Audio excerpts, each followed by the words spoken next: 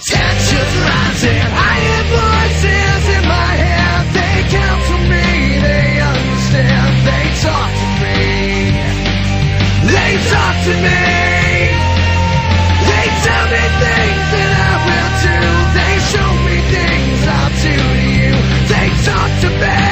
Talk to me, talk to me, talk to me. They talk to me. Talk to me, talk to me. What's up, YouTubers? This is HeartbeatHunter89 coming at you from the Duelist Den, and the voices in my head have told me that it's time to start the new segment on my channel. This new segment is called Archetype Breakdown, and in this segment we'll be going over different archetypes and how their play style is supposed to be, how Konami designed them to play, and we will discuss how each card in the archetype runs in correlation with the way that they are supposed to be played, the way that Konami designed them to be played. Now, for the purposes of these videos, I will not be using tech cards. They're usually run in the decks. I will just be going over cards that are an actual part of the archetypes. For example, the first archetype that we will be going over in this segment is Deskbots. And as machine duplication and limiter removal are not Deskbot specific cards, they will not be covered in it. Just cards that are part of the actual Deskbot archetype. Now, normally for these videos, I will go over the stats of each card, the level, attack, defense, type, and attribute. But just to save some time for the first video, all the Deskbots are Earth attribute machine type monsters, and their level corresponds with the number in their name. For example, Deskbot 1 is level 1, Deskbot 2 is level 2, and so on and so forth. The only exception is Deskbot Jet, which is a level 10. So with that being said, let's go ahead and jump right into this video. The first member of the Deskbot family is, of course, Deskbot 1. This is the only tuner monster in this deck, and with it being a level 1, there's a lot of practical applications, meaning that you can go into pretty much any synchro play you want with easy access to cards like Goyo Guardian, Trishula, Natura Beast, Natura Barkion, etc., etc. Now, this card's effect states that it gains 500 attack and defense for each machine type monster you control, and if 2 or more machine type monsters are special summoned at the same time while this card is in your graveyard, except during the damage step, you can special summon this card. Now, there is one problem with this card. Being a level 1 monster, you cannot pendulum summon it if you have scales on the field, but that isn't really a problem, because if you have not normal summon this turn, you of course pendulum summon 2 or 3 other monsters, then normal summon this card on the field, and you can go into your synchro plays. Not that you will ever really need to, considering that this card gives itself 500 attack and defense for each machine type monster you control. So if you pendulum summon 4 other Deskbots, or already have 4 other Deskbots on the field, then either normal summon this or special summon it from your graveyard via its own effect, then this card is getting an easy 2,000 attack points right off the bat. That's not including the attack boost that it gets off of other Deskbot cards. Overall, I would say this card is a really great card to have in this deck. It is really balanced, and it just works real well with the overall playstyle of the Deskbots. That being said, if I were to put this on a scale of 1 to 5, I would definitely give this card a 4 on the scale. The next member of the Deskbot archetype is, of course, Deskbot 2. This card states that if this card is special summoned, you can add 1 Deskbot card from your deck to your hand, and all machine type monsters you control gain 500 attack and defense except this card. Now, this card is really great because special summoning this card is extremely easy. Now, as I said before, machine duplication is easily splashable in this deck. So if you do happen to wind up only normal summoning this card, you of course can use machine duplication to get 2 more copies of it out, and then get some searches off. Also, this card can also be special summoned via effects such as Deskbot 4 and Deskbot 3, which we will get into later in this video. In addition to that, this card does give all your Deskbots 500 attack and defense boost, which works really great with the overall theme of the deck. If you have 3 of these out on the field, then all of your monsters, other than the Deskbot 2s, are getting a 1500 attack point boost. Now, as this card does not give itself a boost, if you have multiple copies of Deskbot 2 on the field, they do give each other a boost. So I would say this card is really good in this deck. Being that when it's special summoned, you can add a Deskbot card from your deck to your hand. That is pretty limited because you do have to special summon it, so you don't get the effect off when it's normal summoned, which isn't all that bad. I also would dock a little bit off this card because it doesn't give itself its own, an attack boost, but that's also not too bad because Deskbots are designed to boost each other as well as themselves. If I were to put this on a scale of 1 to 5, I would definitely give this card a 4 as well. Deskbot 3 is the next card on this list. What Deskbot 3 does is when it is normal summon, you can special summon one Deskbot monster from your deck except Deskbot 3. And once per turn, you can target one Deskbot monster on your field, and it gains attack equal to the total number of Deskbot cards you control times 500. Now, this does not just include your Deskbot monsters. It includes your Deskbot field spell and your Deskbot pendulum spells as well. If you have a full field of Deskbots, this card can easily gain 4,000 attack points just off its own effect, or it can give any other Deskbot you control 4,000 attack points just off its own effect. This card also gives you easy access to special summon your Deskbot to use from your deck, or pretty much any Deskbot you want. Now, ideally, you want to normal summon this card, get Deskbot 2, and then just keep going off your place from there.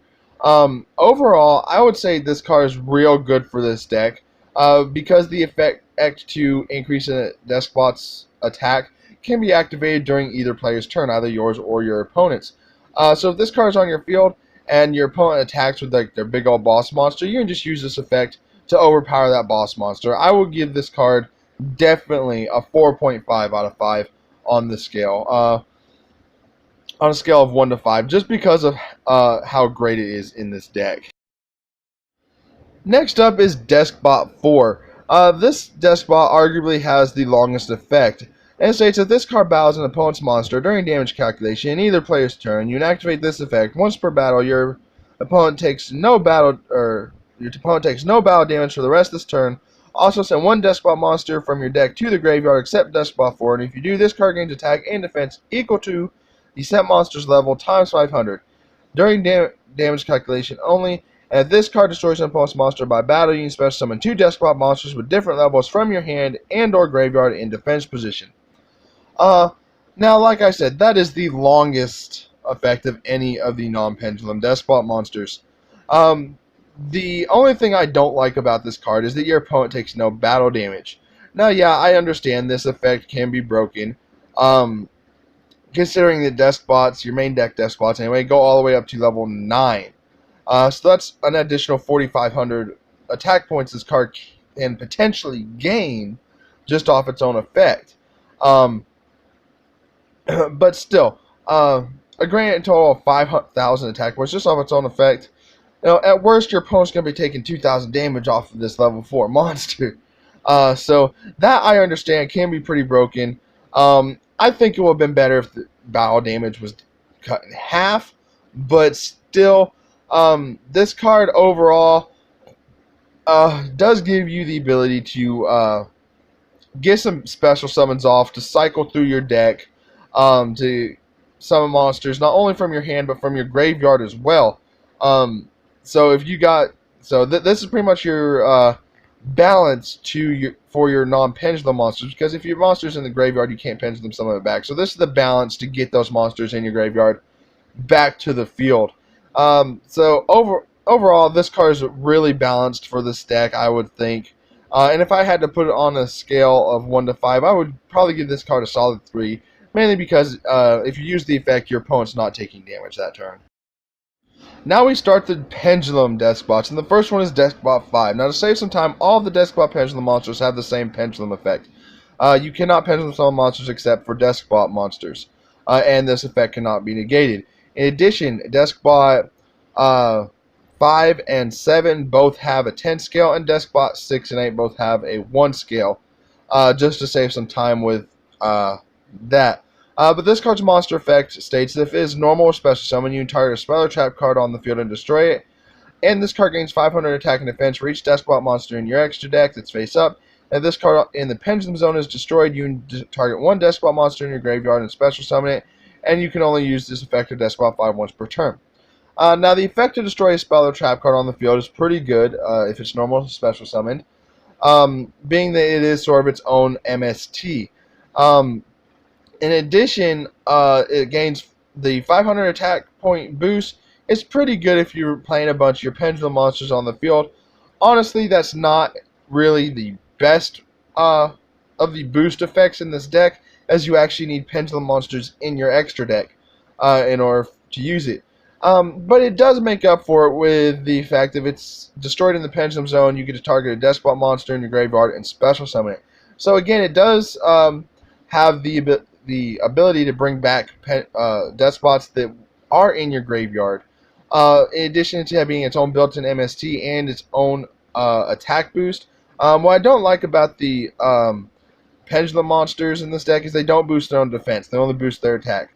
I don't know why, but that's just the way it is. But overall, I would give this card a solid 3, maybe a soft 4 on a 1 to 5 scale. And now for the counterpart to Deskbot 5, it is Deskbot 6. This card's monster effect states that if it is normal or special summon, you can target one monster on the field and change its battle position. Just like Deskbot 5, it gains 500 attack for each face-up Deskbot monster in your extra deck. If this card in the Pendulum Zone is destroyed, you can target one Deskbot card in your graveyard and add that target to your hand, and you can only use these effects of Deskbot 6 once per turn. Now, it does have similar effects to Deskbot 5. It is meant to be Deskbot 5's counterpart, to pretty much go with Deskbot 5 in its effects. Now, whereas Deskbot 5 you would generally want to use to get stuff like Deskbot 2 from your graveyard to the field, Deskbot 6 you generally want to use in the fashion of getting something like Deskbot 3 to your hand, something you need to normal summon for the effect. Again, just like Deskbot 5, I don't like the fact that it cannot boost its own defense, but that's not really a big deal. Because, if you put in attack and you've got Deskbots in your extra deck, it's still going to gain a boost. Problem is, if you special summon this from your extra deck, you're going to be losing Deskbots in your extra deck. So you got to be really smart how you play this. 5 and 6 were primarily designed to be in your Pendulum Zones, which is why I think anyway that their monster effects are a little weak. Changing a monster's battle position, now that can go real great if your opponent has a big old boss monster with low defense. But other than that, it is, in my opinion, the weakest of the Deskbot abilities, which is why I would only give this card maybe a 2, possibly a 3 if I was feeling generous on a scale of 1 to 5. Next up is Deskbot 7. This is the next set of Deskbot Pendulums. What this card does is it gains 500 attack and defense for each Deskbot card in your graveyard. Monsters your opponent controls cannot target face-up Deskbot monsters for attacks except this one, and if this card attacks a defense position monster, inflict piercing battle damage to your opponent. Now this attack boosting effect I like a lot better than I did 5 and 6s, mainly because you will generally have more Deskbots in your graveyard than you will in your face-up in your extra deck. In addition to that, this card does deal piercing battle damage when it attacks a defense position monster. So if your opponent's trying to play defense so that you can't get over them, this card is still going to hit him for damage. Then it also protects your other Deskbots by stopping your opponent from attacking. Especially if you can get 2 of these on the field, it sets up a lock to where your opponent cannot attack you at all. This card does not boost up any other Deskbots, it just boosts itself up. It takes power from other Deskbots, which is still the other Deskbots helping it out. So it still kind of goes with the theme of the deck. But mainly what you're going to want to use this for is to protect your other Deskbots by getting 2 of these on the field. And with the Deskbot deck, it's not really that hard to do because you have real viable search engines for the deck. Even within its own archetype with Deskbot 2 and Deskbot 4, you can still get searches off. In addition, if you can do pretty much redraws with the field spell Deskbot base. But overall, if I was having to put this card on a scale of 1 to 5 for how well it works with the rest of the deck, I would definitely give this card a 3, maybe a 4, just because it does protect the other Deskbots. This is actually one of the defensive cards in the deck instead of an offensive card. For the last of the Pendulum monsters, we have Deskbot 8. This is in fact the only female Deskbot of the deck. But what it does is like Deskbot 7, it gains 500 attack for each Deskbot card in your graveyard.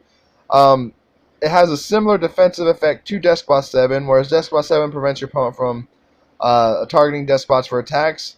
Deskbot 8 prevents your opponent from targeting face-up Deskbot cards with card effects, except this one. So if you have 2 of these on the field, your opponent's locked out from hitting any of your Deskbot cards with card effects. And what I love about 7 and 8 is it's not just Deskbot monsters, it's any Deskbot card. So if you have Deskbot 8 on the field, guess what? Your opponent's not hitting your Deskbot Pendulums. So that's what I really love about this card. In addition, the final effect is this card can make up to 2 attacks on monsters during each battle phase. Now, the weak part of this effect is that it can only attack monsters, but hell, if you're getting 2 monsters off the field with 1, that's still doing pretty good. Overall, this card does work really well with this deck, even if it is the girly Deskbot. But I would definitely give this card solid 3 to 4 on the scale for how well it works in this deck. And now for the big badass daddy of the deck, we have Deskbot 9. What this card does is once per turn during your main phase 1, you can make this card gain attack equal to the combined attack of all Deskbot monsters you currently control, except itself. And until the end of your opponent's turn, only this card can attack the turn this effect is activated. If this card battles, your opponent's cards and effects cannot be activated until the end of the damage step. And if this card will be destroyed by battle or card effect, you can destroy one Deskbot card you control instead. This card is what Deskbots are all about. You boost up all your other Deskbots, then this card gains attack equal to all of their other attack. So it's real easy to get this card up to 15,000 attack just off its own effect. I've done it before. I do it all the time playing this deck. In addition to that, it can't be destroyed, so Dark Holes and Regekis are just completely out of the picture. Furthermore, when this card attacks, your opponent is just pretty much fucked because they can't activate their mirror forces, their storming mirror forces. There's nothing they can do as soon as this card declares an attack. This card is what Deskbots are really all about. It is all about this big old badass Terminator fucker. Overall, this card on a scale of 1 to 5 will get a 10 for how well it works with this deck. For the final monster of the Archetype, we have Deskbot Jet. It is also the only synchro monster for the Archetype. That's actually part of the Archetype anyway. And it requires 1 tuner plus 1 or more non-tuner monsters to synchro summon it, so it is a generic synchro monster, which makes no sense to me. They could easily just say 1 Deskbot plus 1 non-Deskbot or whatever. And this is why. Its effects you have to have Deskbots on the field for its effects. So its effect states that it gains 500 attack and defense for each Deskbot card on the field, not just monsters, every Deskbot card. And you can only use one of the following effects of Deskbot Jet per turn, and only once that turn. So you can only use one of these following effects per turn. There's 2 of them. The first one is you can target 1 Deskbot card you control, destroy it, and if you do special summon 1 Deskbot monster from your deck.